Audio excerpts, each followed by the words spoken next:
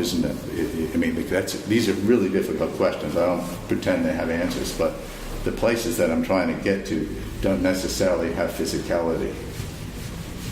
I'm trying to define these places for myself.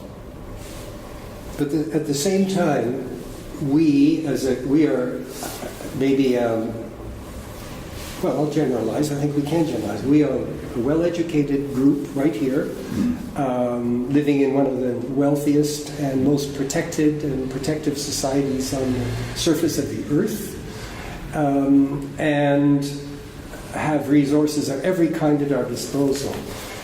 When we look at these photographs, and I think people who come into the gallery, we're looking at these photographs through the run of the show, will perhaps not admit to being horrified, to ask themselves, do these people really live like this? Are these places there? Or is this what South Africa to most of us is?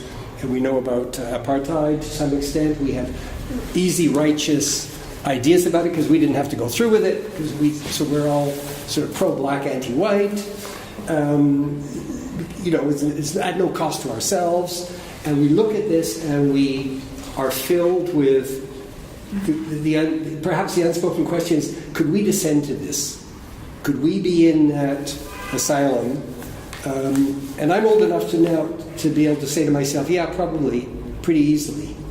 A few global circumstances, Ebola, Russia, nuclear, and suddenly we could be asylum of the birds might look pretty good. It's at least a roof over our heads. Or things can go wrong in your life and then chaos pervades. It doesn't necessarily have to be a physical place. It can be a psychological place. I think that's what starts to disturb people, that it's not that their physicality is secured, but their psychological status isn't secured. The winds are, I always make a comment, the wind is always blowing and there are landmines everywhere. Could we talk about photography now? You started as a painter. Yeah. You mentioned Paul Klee. You mentioned we talked about Cy Twombly. You made other references. But there is a great tradition in photography of dealing with strange subjects, often also bordering this reality-fiction divide. One of the